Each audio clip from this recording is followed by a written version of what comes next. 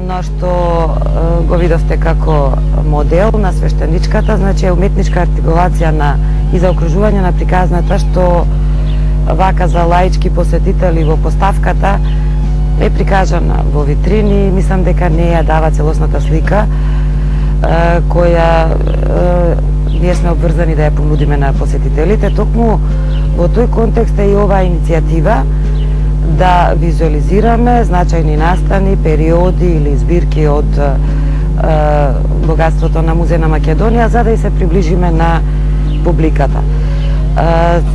На 26 август практично завршуваме првиот проект од оваа иницијатива и ќе отвориме скулптурата која што ја изведовме во бронза во висина од 3,5 метри и ќе поставиме на платото пред музеот, што еве во контекст на иницијативава значи излегување од просторните рамки на музеот.